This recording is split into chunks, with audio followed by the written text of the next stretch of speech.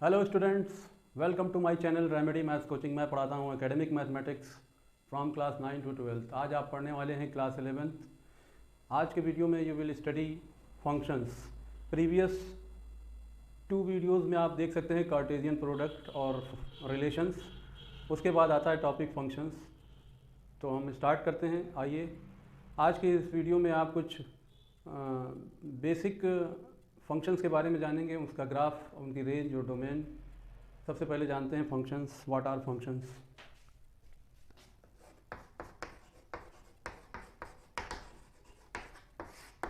Functions को हम pictorial graph के थ्रू समझने की कोशिश करेंगे। मान लीजिए कोई सेट है ए और उसके एलिमेंट है 1, 2, 3 एंड 7। दूसरा कोई सेट है बी, उसके एलिमेंट है 4, 5 एंड 6। आप जानते हैं ए क्रॉस बी कैसे निकालना है, तो यहाँ पर तो हम ए क्रॉस बी नहीं जाएंगे, बल्कि इसका पिक्टोरियल बनाने की कोशिश करेंगे। ठीक है, अगर ए क्रॉस बी का पिक्टोरियल बनाएं, पिक्टोरियल ग्राफ, तो आप देखेंगे कि इसमें 4 एलिमेंट हैं और इसमें 3 एलिमेंट हैं। तो आपने पिक्टोरियल ग्राफ में क्या है कि E1 जो है, each and every element of set A is associated with each and every element of set B. मतलब 1 जो है बी के सभी एलिमेंट से एसोसिएट होगा। इसी तरह से 2 will be associated with each and every elements of set B. ठीक है, ये आप पढ़ चुके हैं। इसी तरह से 3 भी क्या होगा, बी के सभी एलिमेंट से रिलेटेड होगा। और 7 भी क्या होगा, 7 भी बी के सभी एलिमेंट से एसोसिएटेड होगा। This is the pictorial graph of A cross B. अच्छा, अब हम इसी पर एक रिलेशन अगर एक डिफाइन कर दें, अगर हम एक रिलेशन डिफाइन कर दें, रिलेशन कैसा हो, रिलेशन हम डिफाइन कर रहे हैं if A divides B. A divides B मतलब अब हम पिक्टोरियल रिलेशन का एक पिक्टोरियल ग्राफ बनाएंगे इसी सेट पर 1, 2, 3, 7 एंड 4, 5, 6 पर। तो आप देखेंगे कि इसके पिक्टोरियल ग्राफ पर ए क्रॉस बी से कितना डिफरेंस आता है। आर रिलेशन क्या है, ए क्रॉस बी का सबसेट ही है, लेकिन यहाँ पर हमने एक कंडीशन लगा दी है ए डिवाइड्स बी। तो मतलब ए डिवाइड्स बी मतलब ए जो है 4 को डिवाइड करेगा, 5 को डिवाइड करेगा, 6 को डिवाइड करेगा। तो ए जो है वो 3 एलिमेंट से एसोसिएट हो गया। लेकिन 2 जो है सभी एलिमेंट्स पर नहीं जाएगा, जैसा कि ए क्रॉस बी में आपने देखा कि सभी एलिमेंट से एसोसिएट थे। इसमें एक कंडीशन लग गई है, उस कंडीशन के हिसाब से 2 जो है 4 को डिवाइड करेगा, 2 जो है 6 को डिवाइड करेगा, लेकिन यहाँ पर 5 को डिवाइड नहीं करेगा, तो इसलिए 5 से एसोसिएट नहीं करेंगे। अब 3 की बात करें तो 3 ना तो 4 को डिवाइड करेगा, ना तो 5 को डिवाइड करेगा, लेकिन 6 को डिवाइड करेगा, इसलिए 3 is associated with only 1 element which is 6 from set B. And 7 की बात करें तो 7 जो है वो किसी को भी डिवाइड नहीं करेगा, इसलिए 7 जो है किसी से भी एसोसिएट नहीं होगा, वो ऐसा ही रहेगा। अब हम बात करते हैं फंक्शंस की। सेट ए है, ये सेट बी है, ये वही सेट हम लेंगे 1, 2, 3, 7 एंड 4, 5, 6। इसमें क्या होगा, जैसे कि आपने देखा कार्टेशियन प्रोडक्ट में कि ईच एलिमेंट जो है ईच एलिमेंट से एसोसिएटेड था बीच में, लेकिन इसमें क्या था, इसमें एक कंडीशन थी। उस कंडीशंस के हिसाब से जो एलिमेंट जिससे एसोसिएट होता था हम उसे करते थे, बाकी को छोड़ देते थे। लेकिन इसमें क्या है, फंक्शंस में क्या है, फंक्शंस में ए जो है सेट ए का एवरी एलिमेंट सेट बी के एक यूनिक एलिमेंट से एसोसिएट होगा। मतलब 1 जो है सिर्फ और सिर्फ एक एलिमेंट से एसोसिएट होगा। मतलब 4 से, या तो 4 से भी हो सकता है, 5 से भी हो सकता है, 6 से भी हो सकता है, तीनों में से किसी से हो सकता है। यहाँ पर हमने 4 से एसोसिएट किया है, लेकिन ये एक से ज़्यादा से एसोसिएट नहीं हो सकता है। इसी तरह से 4 जो है, 4 भी एक ही एलिमेंट से एसोसिएट होगा। चलिए हम कह देते हैं कि 4 जो है, 2 जो है 4 से एसोसिएट है। देख रहे हैं 2 जो है 4 से एसोसिएट है, 1 भी 4 से एसोसिएट है, लेकिन इन दोनों की एक ही एलिमेंट, यूनिक एलिमेंट है। दोनों के लिए एक है, लेकिन दोनों के लिए यूनिक है ना। तो और इसी तरह से 3 जो है किसी एक एलिमेंट से एसोसिएट होगा, और 7 भी क्या है, किसी एक एलिमेंट से एसोसिएट होगा। लेकिन इनमें से कोई भी एलिमेंट छूटना नहीं चाहिए। जैसे कि रिलेशन में देखिए 7 जो था छूट गया था, वो किसी से एसोसिएट नहीं था। इसमें क्या है, ईच एंड एवरी एलिमेंट जो है किसी ना किसी एलिमेंट से अटैच होगा, एसोसिएट होगा, लेकिन 2 से नहीं होगा, 1 से होगा। हाँ, किसी एक एलिमेंट, यहाँ के 2 एलिमेंट किसी एक एलिमेंट पर जा सकते हैं, लेकिन यहाँ का कोई एक एलिमेंट किसी 2 एलिमेंट पर नहीं जा सकता है। ठीक है, तो आई होप कि आपको समझ में आ रहा होगा कि फंक्शंस की डेफिनेशन क्या है। तो एक बात तो क्लियर हो गई कि फंक्शंस क्या हैं, वो भी रिलेशन ही है, लेकिन एक स्पेशल टाइप ऑफ रिलेशंस हैं। क्या है, functions are special type of relations in which each and every element of set A is associated with unique element of set B. Element of set B is called the image of element of set A, and element of set A is called pre-image of element of set B। मतलब इससे ऐसे समझिए कि 1 की image 4 है, 2 की image 4 है, 3 की इमेज 5 है, 7 की इमेज 6 है। अब अगर हम आपसे पूछें कि 5 की प्री इमेज क्या है, तो 5 की प्री इमेज 3 हो गई, 6 की प्री इमेज 7 हो गई, और 4 की प्री इमेज 2 आ रही है। मतलब 2 नंबर्स आ रहे हैं, 1 एंड 2 आ रहे हैं। तो डिफिनेशंस हो गई क्लियर। अगर आप चाहें तो लिखना चाहें तो लिख लें। चलिए लिख लेते हैं।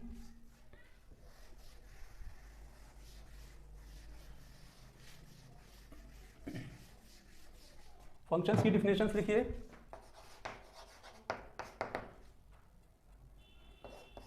Functions are special types of relations in which each and every elements of set A is associated with unique element of set B।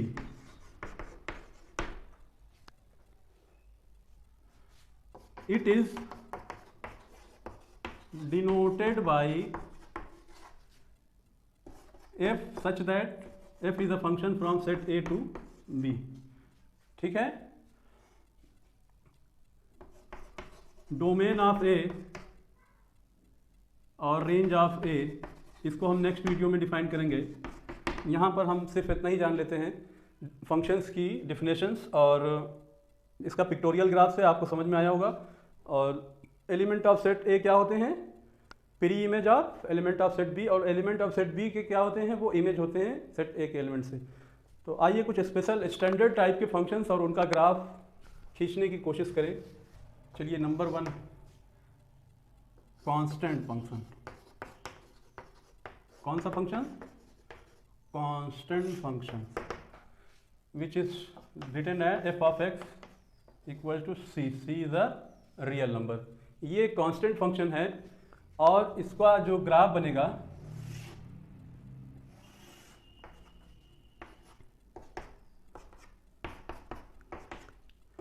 X Y plane पर, इसका जो ग्राफ बनेगा, मतलब यहाँ पर x की आप कोई भी वैल्यू रखिए।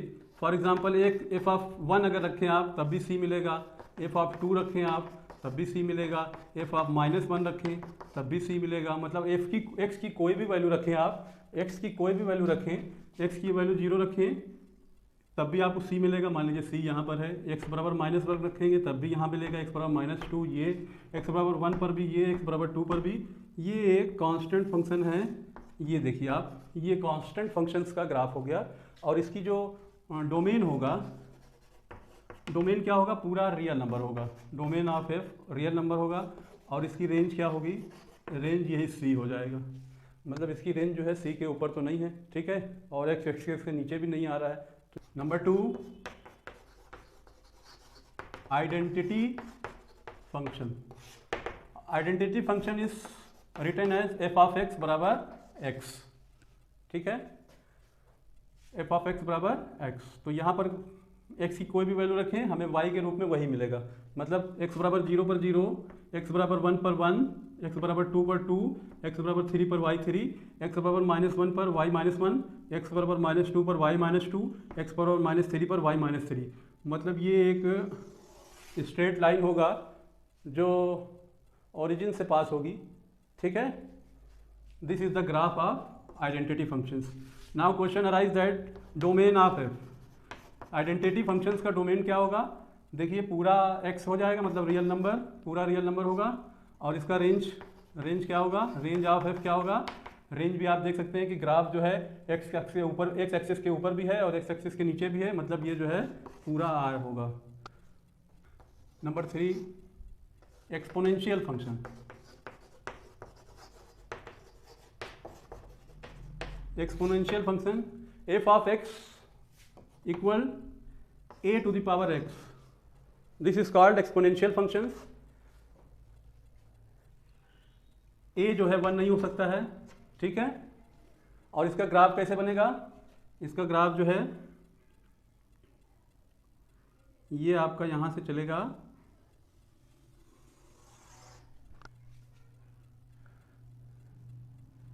जब a is greater than 1, a 1 से बड़ा होगा। यहाँ पर जो काटेगा तो क्या होगा? यहाँ पे 0 1 भाई एक्स की पावर, अगर यहाँ पे एक्स की वैल्यू 0 रख दें तो किसी भी नंबर की एक्सपोनेंट 0 हो तो क्या होता है? 1 होता है।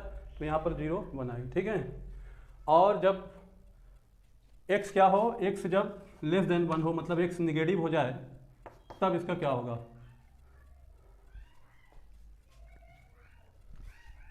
इसका ग्राफ चेंज हो जाएगा। इसका ग्राफ कुछ ऐसा हो जाएगा, यहाँ से देखिए ये जो है डायरेक्शन चेंज करके इधर की तरफ जाएगा, ठीक है। लेकिन ये यहीं पर काटेगा, 0 कम होगा। पहले वाला a इज ग्रेटर देन 1 के लिए था और ये किसके लिए है? a इज लेस देन 1 के लिए है। तो अब बताइए डोमेन ऑफ f, इसका जो डोमेन होगा क्या होगा? डोमेन इसका r होगा। अब इसका रेंज देखिए, रेंज क्या? नीचे नेगेटिव एक्सेस पर, y एक्सेस के नेगेटिव पर तो ग्राफ नहीं आ रहा है, मतलब इसका ग्राफ ऊपर ही ऊपर है, एक्स एक्सेस के ऊपर ऊपर है। तो इसका ग्राफ जो क्या हो जाएगा? 0 से इन्फिनिटी के हो जाएगा ये, ठीक है। इसका ग्राफ क्या होगा? 0 से इन्फिनिटी होगा, open interval.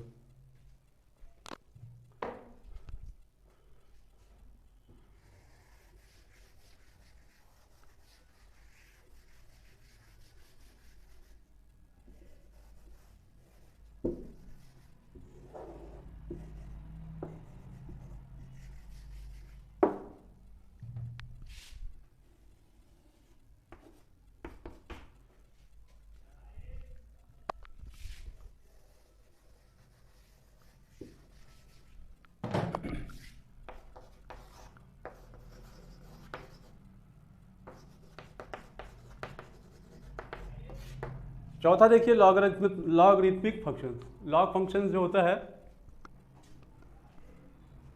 Log of x base ए, ये ठीक एक्सपोनेंशियल का अपोजिट होता है। और इसका ग्राफ आप बनाएंगे जब, तो ये आपको ऐसा होगा, ठीक है। यहाँ पर a क्या होगा? a ग्रेटर देन 1 होगा। और जब a लेस देन 1 होगा तो इसका ग्राफ ये ऐसे आएगा और ऐसे चला जाएगा। ये किसके लिए है? a लेस देन 1 के लिए। तो दो कंडीशन है। और इसका जो डोमेन होगा, डोमेन ऑफ f, मतलब यहाँ पर लॉगरिथम फंक्शंस का डोमेन की बात कर रहे हैं, तो ये 0 से इन्फिनिटी होगा। और इसकी रेंज क्या होगी? इसकी रेंज जो होगी r होगी, ठीक अपोजिट। एक्सपोनेंशियल फंक्शन में जो डोमेन था वो यहाँ पर रेंज है, और एक्सपोनेंशियल फंक्शन में जो रेंज था वो यहाँ पे डोमेन है। क्लियर है? टाइप्स ऑफ फंक्शन में आप अब पांचवा फंक्शन देखिए, मॉडुलस फंक्शन। मॉडुलस फंक्शन क्या होता है? ये मॉड के अंदर, ये वर्टिकल लाइन है, x जो है मॉड के अंदर होता है, ये 2 वैल्यूज देता है। जब हम x बराबर, मतलब x इज ग्रेटर देन 0 या 0 होता है तो ये x देता है। और जब ये x जो है निगेटिव रखते हैं, मतलब f ऑफ x यहाँ जब निगेटिव रखते हैं तो ये -x देता है, ठीक है। इसके 2 वैल्यूज होते हैं। तो इसका ग्राफ कैसे खींचेगा? इसका ग्राफ जो है, इसको यहाँ लिख देते हैं, ग्राफ बनाने में थोड़ा दिक्कत हो रही है। ये कुछ इस तरह से होता है, ठीक है। ये वी शेप में होता है, ये मॉडुलस फंक्शंस का ग्राफ है। और इसका डोमेन जो होगा, डोमेन ऑफ एफ क्या होगा, आर होगा, और रेंज क्या होगा।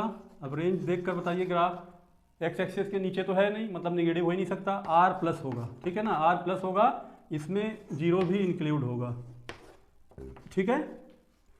तो मॉडुलस फंक्शन हो गया, कितने हो गए, 5 हो गए। कौन कौन से, कांस्टेंट फंक्शंस, उसका ग्राफ, उसका डोमेन और उसका रेंज। कांस्टेंट फंक्शंस के बाद आइडेंटिटी फंक्शंस, उसका डोमेन, उसका रेंज और उसका ग्राफ। उसके बाद आपने पढ़ा एक्सपोनेंशियल फंक्शंस, लॉगरिथम फंक्शंस और ये मॉडुलस फंक्शन। मॉडुलस फंक्शंस के बाद नंबर 6 सिग्नम फंक्शन।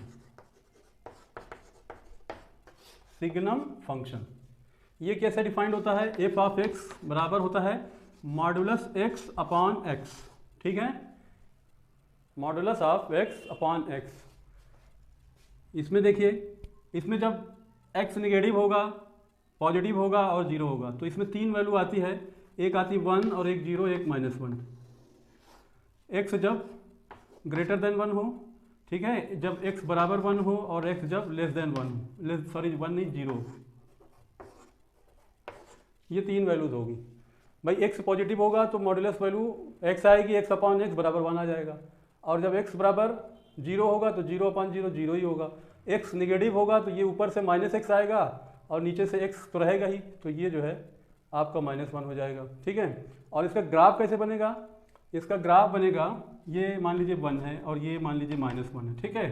तो यहाँ पर जो है ये गोला सर्कल, ये इधर की तरफ जब x पॉजिटिव होगा तो ये 1 देगा, हर जगह 1 देगा, 1 पर 2 पर 3 पर 4 पर हर जगह क्या देगा, 1 देगा। और जब x 0 होगा तो यहाँ पर 0 देगा, ठीक है। देखिए 2 तरह के गोले होते हैं, जब ये ऐसा गोला बने सर्कल टाइप का छोटा, तो मतलब ये होता है कि इसमें जो है ये पॉइंट इंक्लूड नहीं है, और दूसरा होता है ये शेडेड गोला। तो जब ये शेडेड गोला होता है, जैसे यहाँ पे बनाया, तो ये पॉइंट इसमें इंक्लूड है और यहाँ पर ये पॉइंट इसमें इंक्लूड नहीं, ठीक है ना। और जब -1 होगा तो ये ग्राफ यहाँ से चलेगा, इधर की तरफ चलेगा, मतलब x की नेगेटिव वैल्यू पर ये -1 देगा। This is the graph of signum function. Space integer function f of x is defined as, ये x होता है, ये स्क्वायर ब्रैकेट के अंदर होता है। इसका क्या मतलब होता है, f ऑफ x ये ब्रैकेट के अंदर होता है, और इसका मतलब क्या होता है, मतलब अगर ब्रैकेट के अंदर मान लीजिए 7.86 है, ये है, ठीक है ना, तो इसका बराबर होगा ये जो इंटीजर, मतलब 7.86 से पहले जो इंटीजर आएगा, कौन सा आएगा, 7 आएगा, तो इसकी वैल्यू 7 हो जाएगी, ठीक है। इसका ग्राफ कैसे बनेगा, मान लीजिए यहाँ पर है कोई पॉइंट 1, ठीक है ना, जब हम 1 पे मतलब रखेंगे तो ये आपका 2 से जितने भी, मतलब 1.99 तक जितने भी होंगे वो आ जाएंगे कहाँ, ये 1 पर आ जाएंगे। इसी तरह से यहाँ पर जब आप देखेंगे 3 से जितने भी छोटे पॉइंट होंगे वो जो है कहाँ पे आ जाएंगे, वो 2 पर आ जाएंगे, ठीक है। अब इसी तरह से आप यहाँ देखेंगे जो 1 है, उससे जितने भी छोटे पॉइंट होंगे वो कहाँ पे आ जाएंगे, -2 पर आ जाएंगे, ठीक है।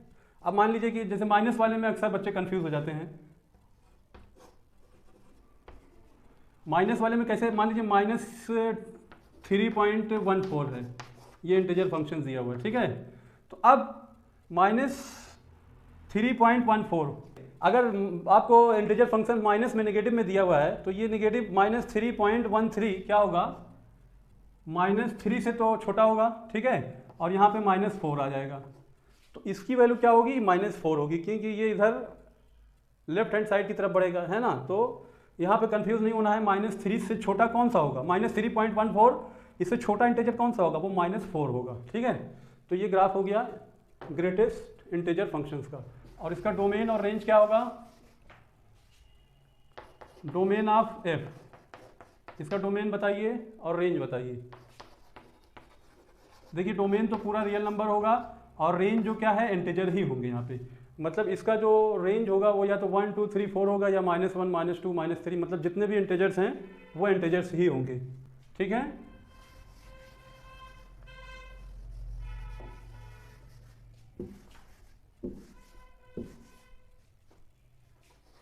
एट देखिए,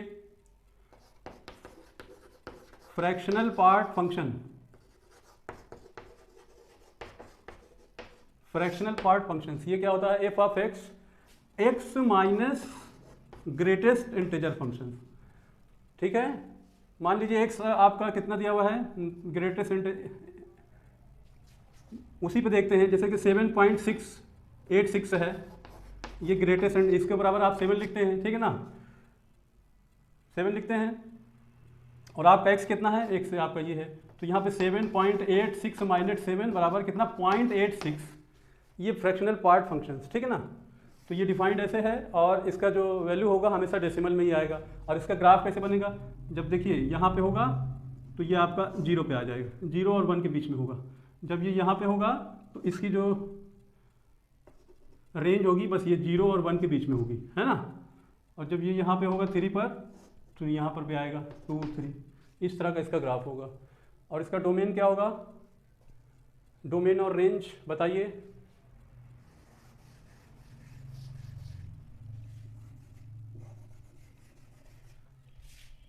इसका डोमेन जो होगा R होगा, और रेंज क्या होगी, इसकी रेंज होगी 0 से 1 के बीच में, ठीक है।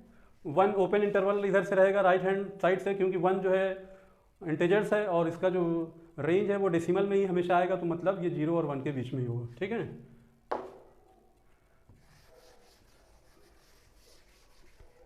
अब आइए 9,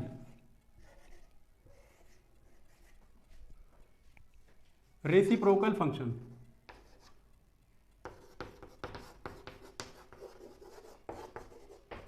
reciprocal function is defined as f of x equal 1/x, ठीक है। जब x होगा तो यहाँ पर 1/x होगा। और इसका ग्राफ कैसे बनेगा, तो ये 0 पर तो डिफाइंड होगा नहीं, x बराबर 0 पर ये डिफाइंड नहीं होगा, तो इसका डोमेन क्या हो जाएगा, डोमेन ऑफ f बराबर हो जाएगा r माइनस 0, 0 नहीं होगा इसमें। और रेंज में भी वही बात होगी, रेंज में क्या होगा, r माइनस 0, 0 निकालना पड़ेगा हमें। और इसका ग्राफ कैसे बनेगा, देखिए 1 पर 1 होगा, है ना। जब x बराबर 1 रखेंगे 1/1 1 हो जाएगा, x बराबर -1 रखेंगे तो यहाँ पर -1 हो जाएगा। और ये यहाँ से जैसे जैसे आप करेंगे तो ये 0 के निकट पहुँचता जाएगा, और यहाँ से ये ऐसा, ठीक है, और ये यहाँ से ऐसे आएगा, ऐसे घूम जाएगा। This is the function of reciprocal functions. तो ये हमारी कुछ डेफिनेशंस थी। आइए एक क्वेश्चन भी कर लेते हैं।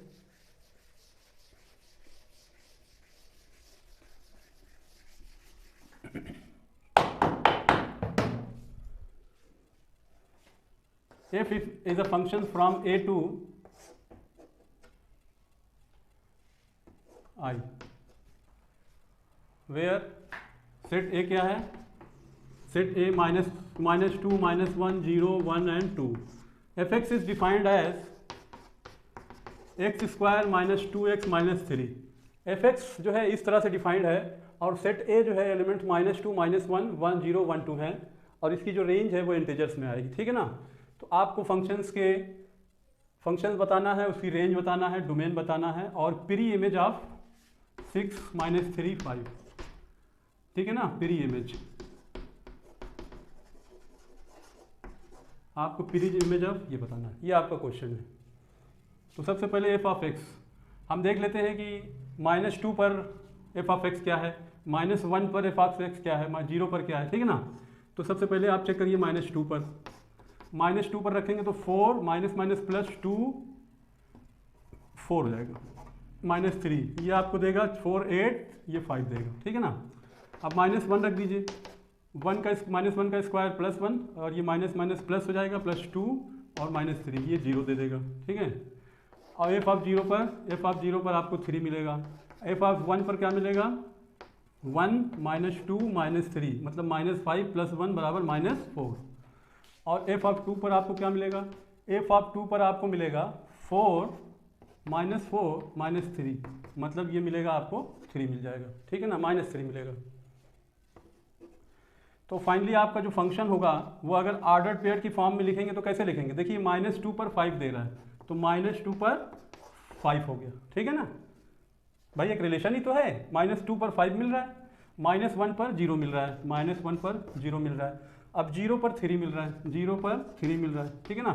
और 1 पर -4 मिल रहा है, 1 पर -4 मिल रहा है। और ये देखिए 2 पर -3 मिल रहा है, 2 पर -3 मिल रहा है, और ये आपका बंद हो गया। तो फंक्शंस के ये आपका फंक्शन दिए गए सेट के ऊपर। अब इसकी आप रेंज बता दीजिए, डोमेन बता दीजिए पहले। अच्छा, डोमेन ऑफ एफ, एफ का डोमेन क्या होगा? फर्स्ट एलिमेंट ऑफ फंक्शंस, इसका ऑर्डर पेयर, तो पूरा का पूरा ए ही हो जाएगा। ये आपका सेट है ना भाई, सभी पर तो होगा डिफाइंड। अब रेंज की बात करिए तो second element of order pair है ना, रेंज ऑफ एफ, रेंज क्या हो जाएगी? 5 0 3 5 0 3 -4 -3, ये आपका रेंज हो गया, डोमेन हो गया, रेंज हो गया। अब आपको प्री इमेज ऑफ 6, ठीक है ना, प्री इमेज ऑफ 6 मतलब इंटीजर्स है ये पूरा रेंज इसका। तो अगर यहाँ पर 6 है तो यहाँ पर वो 6 किस एलिमेंट से एसोसिएट होगा, मतलब उसकी प्री इमेज क्या होगी? आइए देखते हैं।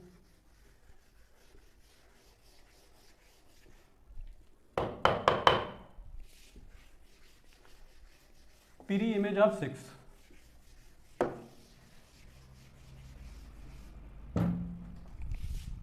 मतलब यहाँ पर आपको 6 दिया गया, एफ ऑफ 6 6। अब अगर एफ ऑफ एक्स बराबर 6 है तो एक्स कितना होगा, यही पूछा गया है, एक्स की pre image. F of x क्या डिफाइंड है? एक्स स्क्वायर -2x -3, ठीक है, रख दीजिए। एक्स स्क्वायर -2x, 6 इधर लाएंगे, ये आपका -9 हो जाएगा, ठीक है।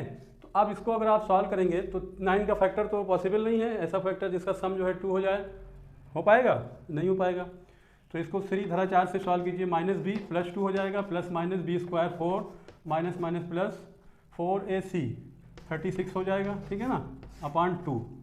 तो +2 हो जाएगा, प्लस माइनस यहाँ से 40 हो जाएगा, 40 हो जाएगा तो 2√10 अपॉन 2, 2 से 2 कट जाएगा कॉमन लेके, तो 1 ± √10।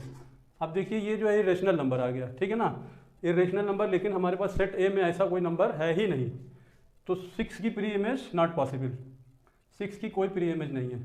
अब आइए -3 और 5 की प्री इमेज ढूंढें।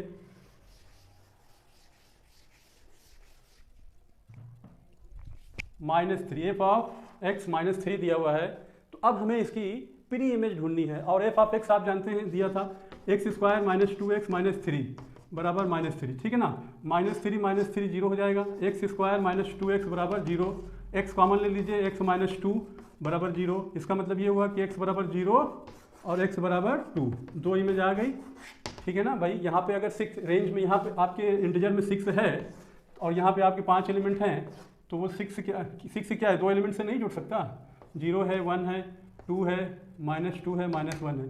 तो देखिए 6 0 से भी जुड़ा है और 2 से भी जुड़ा है, 0 से भी जुड़ा है, 2 से भी जुड़ा है, ठीक है, समझ में आ गया। तो आप 5 की प्री इमेज बताइए। एफ ऑफ एक्स आपको 5 दिया हुआ है और x पूछा है, तो रख दीजिए x स्क्वायर -2x -3 बराबर 5, ये क्या देगा, x स्क्वायर -2x -8 बराबर 0, ठीक है ना। अब 8 का फैक्टर कर लीजिए, 8 का फैक्टर 4 × 2 एंड 4 - 2 करेंगे तो आपका -4x + 2x -8 बराबर 0। यहाँ से x कॉमन ले लीजिए, x -4 हो जाएगा, प्लस यहाँ से 2 ले लीजिए, x -4 हो जाएगा, ठीक है। तो x -4 एंड x + 2 बराबर 0, तो दो वैल्यूज आ गई, x बराबर 4 आ गया और x बराबर -2 आ गया। 4 तो पॉसिबल नहीं है क्योंकि इसके डोमेन में 4 है ही नहीं, तो 5 की इमेज इसमें किसमें जाएगी, 4 पे तो जाएगी नहीं। लेकिन यहाँ पर x बराबर -2 आया है, तो 5 की प्री इमेज -2 पर जाएगी, ठीक है ना। तो ये फंक्शंस पे हमारा पहला वीडियो था। मैं इसके आगे भी आपको कुछ डिफ़िकल्ट फंक्शंस के बारे में और उसकी डोमेन और रेंज निकालने के बारे में बताऊंगा। तो आई होप कि आपको वीडियो अच्छा लगा होगा। नेक्स्ट वीडियो में हम फंक्शंस पर ही मिलेंगे 2 दिन बाद। Thank you for watching my video. अगर वीडियो पसंद आया हो तो लाइक करें, शेयर करें, सब्सक्राइब करें। Thank you.